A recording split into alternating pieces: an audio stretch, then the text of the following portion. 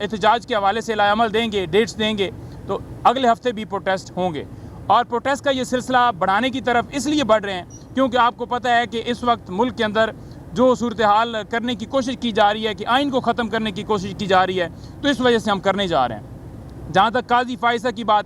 قاضی فائزہ نے جس طرح فیصلہ دیا ہے اور جس طرح کل بھی ریمارکس دیے ہیں اور جس طرح انہوں نے فارم 45 اور 47 کے بارے میں کہا ہے کہ ان کی کوئی ویلیو نہیں ہے، کوئی قدر نہیں ہے، خان صاحب نے آج بھی بات کی ہے کہ قاضی فائزہ نے جتنی ناانصافیاں کی ہیں، جتنا اس کی بیوی نے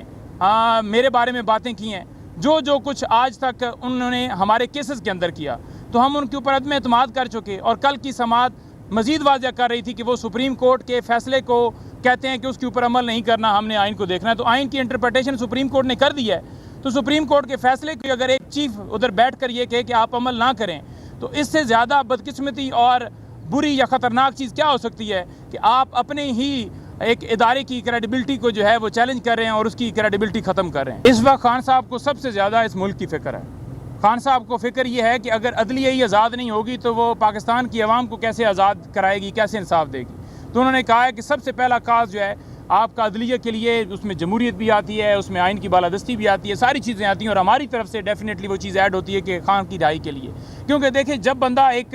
مخلص، ایک ایماندار آدمی اور ایک کیپیبل آدمی وہ جب بیٹھے گا ایک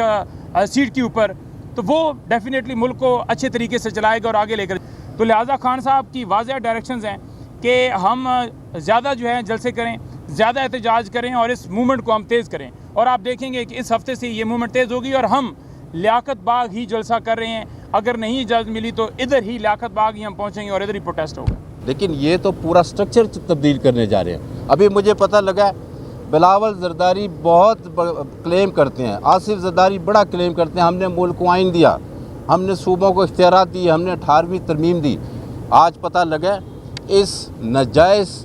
آئینی ترمیم بلکہ غیر آئینی ترمیم کے سلسلے میں بلاول بھٹو زرداری جو ہے مختلف بار ایسوسیشن میں جا رہا ہے، اور جو اس کے ساتھ ہو رہا ہے وہ بھی آپ دیکھ سکتے ہیں، اس کی فوٹیجز بھی آ رہی ہیں آج تک۔ لیکن میں ایک بات بتانا چاہتا ہوں، 2007 کی جو تحریک تھی وکلا تحریک، وہ میرے ہاتھ سے گزری، میری نگاہ سے گزری ہے۔ اس وقت صرف ایک چیف جسٹس صاحب کو بحال کرنا تھا،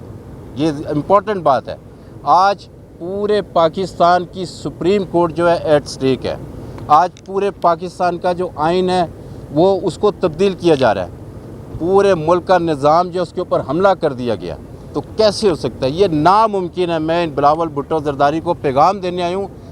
یہ ان کی خام خیالی ہے کہ یہ ترمیم ہو جائے گی۔ آج آپ دیکھ لیجئے، ہم بھی ادھر کھڑے ہیں، اور آپ یہ آج کا دن بھی یاد رکھیں، یہ کسی طرح یہ ترمیم نہیں ہو سکتی، کیونکہ ان کو اندازہ ہی نہیں ہے کہ وکلا کے اندر کتنا زیادہ غصہ پایا جاتا ہے، اور اس کا عملی نظارہ ہم نے دیکھنا شروع کر دیا ہے۔ بہت جلد میرا خیال ہے، ابھی فرائیڈے کو طے ہونا ہے تھوڑا سا، لیکن میرے سننے میں ہے جمعے کو پورے پاکستان سے وکلا جو ہیں سپریم کورٹ کے باہر آ رہے ہیں، اور وہ اس آئینی ترمیم کے خلاف احتجاج کریں گے پورے پاکستان سے۔ اس کے بعد ہم دیکھتے ہیں کہ آپ وکلا کو اگنور کیے بغیر ایسی ترمیم جس سے ملک اور اس ملک کے آئین کو نقصان پہنچانا ہے اور خاص شخصیات کو فائدہ پہنچانا ہے، صرف ایکسٹینشن کے لیے آپ یہ کرنا چاہتے ہیں، اور ایکسٹینشن اس لیے کہ آئندہ کی آنے والی حکومت آپ کی مرضی کے تابع ہو۔ یہ آپ کی سوچ ہے، شرم کرنی چاہیے، آپ کو تھوڑی سی بھی حیا نہیں ہے کہ آپ ایسی ترمیم کے لیے بار ایسوسیشنز میں جا کے خطاب کرتے ہیں، پھر کہتے ہیں کہ جی ہم نے آئینی ترمیم، ہم نے اس ملک کو آئین دیا، ہم نے 18ویں ترمیم دی۔ کہاں گئی آپ کی یہ جو کلیم تھی؟ اور آپ پوری طرح ایکسپوز ہو گئے ہیں۔ ان الیکشن میں دیکھ لیا لوگوں نے کہ ہمارے پاس سمبل بھی نہیں تھا تحریک انصاف کے پاس۔